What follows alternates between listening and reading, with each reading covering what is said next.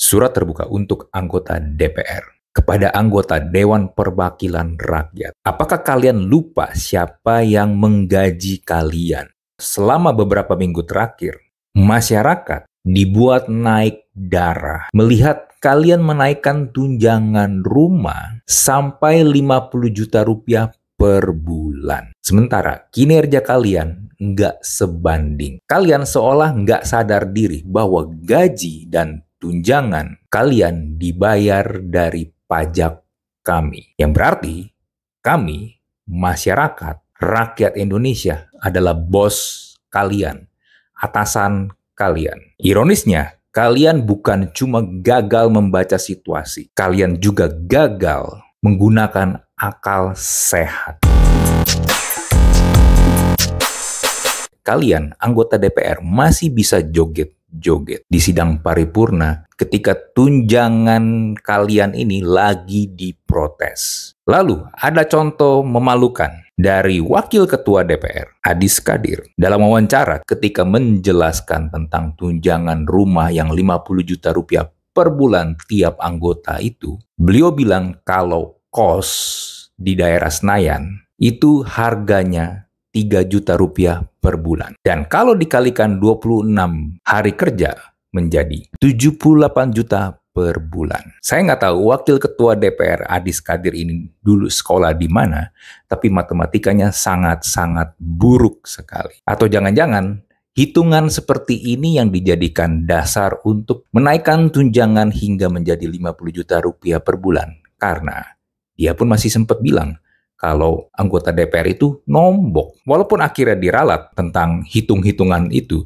tapi itu sebenarnya menunjukkan betapa kosongnya otak Wakil Ketua DPR ini. Hitung-hitungan matematika yang basic aja nggak bisa gelagapan. Lalu ada anggota DPR yang lain, yang juga artis. Saya sih nggak tahu dia masih jadi artis atau enggak sekarang. Bernama Nafa Urbach. Alih-alih mendengar suara rakyat, ia malah membela tunjangan rumah tersebut dengan alasan ada anggota DPR yang berasal dari luar kota sehingga harus menyewa rumah dan juga kemacetan Jakarta yang parah. Bahkan dia bilang Bintaro ke Senayan itu macet. Padahal itu yang dialami oleh masyarakat setiap hari. Dan dia dengan entengnya ngomong, Bintaro ke Senayan kan macet, ini udah setengah jam aja sih masih di sini.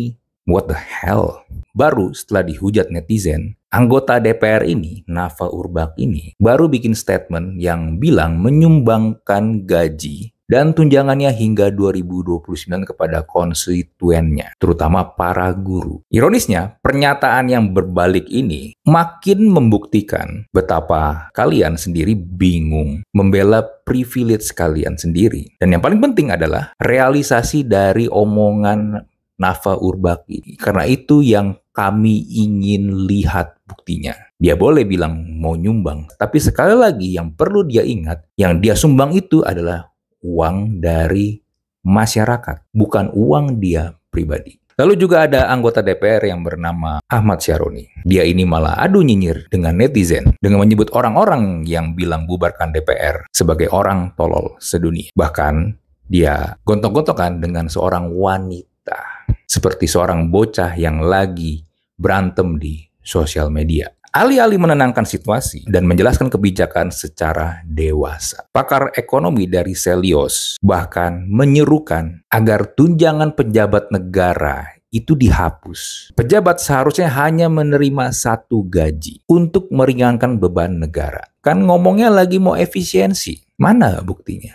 Sebagai catatan, saya mencoba breakdown tunjangan-tunjangan yang diterima oleh anggota DPR. Dengan sebagai pembandingnya, upah minimum provinsi di DKI Jakarta. Yang dimana merupakan salah satu angka UMP terbesar di Indonesia. Tunjangan rumah, 50 juta rupiah. Alasan adanya tunjangan ini, pengganti rumah dinas. Dari tunjangan ini saja, itu jumlahnya 9,3 kali UMP DKI. UMP DKI sendiri di angka 5,3 juta rupiah. Lalu ada tunjangan komunikasi. Ini di angka 15.554.000. Ini untuk uang, pulsa, atau komunikasi yang hampir 3 kali UMP DKI. Di mana saya pun juga bingung untuk apa satu orang biaya komunikasi handphone internet itu sampai 15 juta per bulan. Memangnya pakai satelit teleponnya? Videoannya itu pakai satelit? Kan enggak. Berapa sih internet sekarang? WiFi per bulan paling mahal berapa sih? Lalu masih ada juga tunjangan listrik dan telepon sebesar 7,7 juta rupiah. Udah ada tunjangan komunikasi, masih ada lagi telepon dan listrik. Apa bedanya telepon dengan komunikasi? Lalu ada tunjangan kehormatan, 5.580.000. Ini hampir sama dengan gaji minimum warga Jakarta. Cuma yang jadi pertanyaan, apa itu sebenarnya tunjangan kehormatan? Kenapa seorang anggota DPR yang dimana manusia perlu ditunjang kehormatannya dalam bentuk uang? Apakah kalau tidak ada uang untuk menunjang kehormatan mereka, berarti mereka tidak punya kehormatan sebagai seorang manusia? Lalu juga ada tunjangan jabatan 9.700.000. Ini apa lagi? Udah mendapatkan jabatan anggota DPR, lalu masih ada dapat tunjangan untuk jabatan yang dia duduki. Jabatan yang menjadi tanggung jawab dia. Apa itu? Lalu juga ada uang sidang per paket sebesar 2 juta rupiah. Ini apa lagi? Jadi tiap kali sidang datang itu dibayar. Enak banget. Kan sidang itu berarti kalian sebagai anggota DPR memang sudah menjadi kewajiban untuk datang sidang, rapat, untuk merumuskan undang-undang. Loh, ini kok sidang dibayar? Berarti kalau nggak dibayar, kalian nggak datang untuk sidang, untuk rapat. Logika-logikanya tuh aneh semua. Dan ini kalau di total nih, take home pay-nya itu tembus 100 juta rupiah per bulan. Tiap anggota. Dan di saat yang sama, kalian meminta masyarakat nih untuk memahami konteks. Konteksnya jelas padahal. Ini berat dirasa, miskin diempati, dan jauh sekali dari standar kewajaran dan akal sehat manusia. Sementara tingkat kemiskinan per Maret 2025 itu ada sekitar 23,5 juta orang atau sekitar 8,5% dari total penduduk di Indonesia yang masih hidup miskin. Sedangkan pos tunjangan rumah kalian nih yang 50 juta rupiah per anggota per bulan itu dikalikan dengan total jumlah anggota DPR dan masa jabatan yang 5 tahun itu membebani anggaran negara triliunan hanya untuk satu fasilitas tunjangan saja. Dengan fakta-fakta ini, melihat kalian masih bisa joget-joget dan nyinyir ke masyarakat, ini terasa seperti karyawan perusahaan yang menertawakan bosnya di depan muka. Dan saya rasa nggak ada perusahaan waras yang membiarkan hal tersebut terjadi.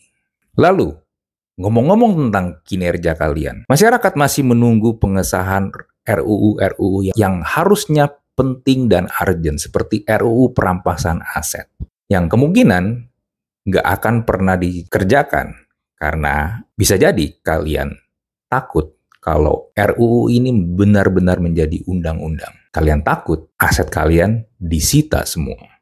Kalian lebih cepat menyetujui tunjangan fasilitas ketimbang menyelesaikan tugas yang harusnya menjadi tugas kalian. Dan kalian berharap masyarakat percaya dengan DPR?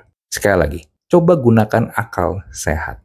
Gunakan logika. Sekali lagi, kami masyarakat mau mengingatkan bahwa kalian anggota DPR itu adalah karyawan kami. Kami bayar kalian untuk bekerja, bukan menjadi penguasa. Enggak, gaji dan tunjangan kalian itu dibayar dari pajak kami. Jika kalian nih bekerja di perusahaan biasa dan terus-menerus membuat alasan, salah hitung, nggak perform, nggak achieve KPI, terus malah bilang bosnya nyinyir, tolol, kalian tuh udah lama dipecat.